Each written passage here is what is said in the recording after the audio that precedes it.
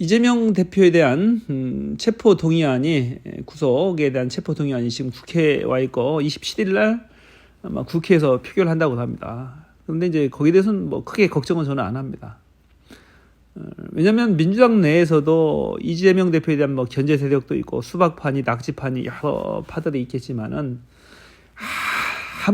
아무리 그래도 당 대표인데 당 대표에 대한 구속에 동의할 그럴 의원이 있겠어요. 아무리 그래도 그건 아니라고 보고 저는 무엇보다도 구속의 사유가 한 개도 없어요. 구속의 사유가 뭐 형사소송법에 나오는 구속 사유는 명백하잖아요. 도주에 염려가 있거나 도주할 염려가 있습니까? 야당 대표인데 증거를 인멸할 우려가 있거나 증거를 인멸할 우려가 있어요. 지금 뭐 성남시장도 아니고 지금 완전히 야당 대표인데 성남시의 문건에 개입할 이유가 한 개도 없는 거죠. 오죽이나 검찰이 다급했으면은 정진상, 김용 변호인들이 접견 기록까지 들춰내면서 이렇게 무슨 회유를 시도했다. 이재명 대표가 회유를 시도했다. 이런 치졸한 짓거리까지 하고 있잖아요. 그건 아닌 거죠. 그래서 검찰의 이번에 이제 그 영장, 구속영장을 통해서 그동안의 검찰의 논리들이 하나도 맞지 않고 다 어떤 뻥카 있다는 것이 다 드러났잖아요. 증거가 하나도 없어. 돈 받아 먹었다는 게 증거가 없는데 뭐.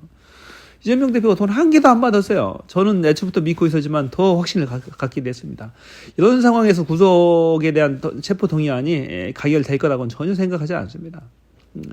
검사들도 그렇겠죠. 자기들이 여태까지 막 떠들었는데 아무것도 않고 그냥 끝내기에는 너무 이건 비난이 클 것 같아. 자기들 당할 것 같아. 그러니까 어쩔 수 없이 구속영장 청구를 해서 국민들한테 어떤 이미지 더 씌우게 이재명은 지저분한 인간이다. 이렇게 막 국민들 시끄럽게 하고 분열을 일으킨다. 대장동 사건 때문에. 이건 어떤 이미지 씌우기의 작업이라고 보고 있고, 그래서, 하지만 체포동의안은 부결될 것이다. 라는 얘기죠. 부결될 거다. 역사상 이런 사례가 없다고 하잖아요. 이렇게 극악무도한 정권이 어디 있습니까? 그래서 크게 일단은 걱정은 안 하셔도 부결될 거라고 봅니다.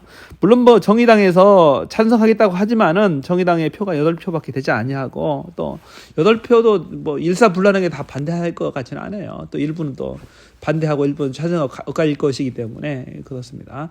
정의당의 입장은 일단은 무조건 동의해주겠다. 심상정 전 대표가 체포동의안이 만일 부의되었다고 하더라도 자신들의 기본적인 당내 입장은 체포동의안에 동의하겠다라는 건데 참 철부지 생각이죠. 그것도 말이 안 되는 거죠. 왜냐하면 국회에서 체포동의안에 대한 어떤 찬성 의견을 해서 판사한테 보낸다 하면은 판사는 오판한다니까. 국회에서도 동의해줬다. 부담 없이 나는 체포영장 구속영장 발부해주겠다. 이런 식으로 나가요. 국회에서 동의한 걸 내가 어떻게 판사인 내가 어떻게 거부하겠냐. 이런 식이죠. 걔네들 공무원들 논리 뻔하잖아요.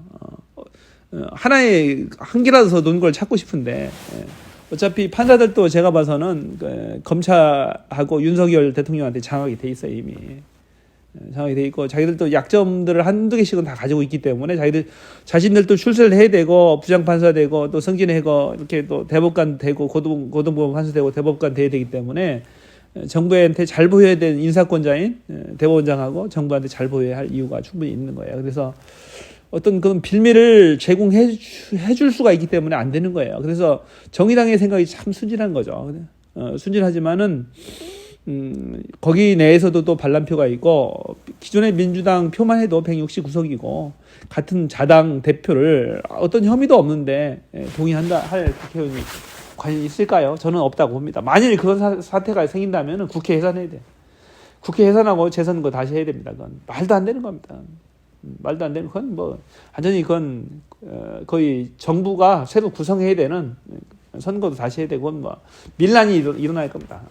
국가적 밀란이 일어나서 이건 완전히 뒤엎어야 됩니다.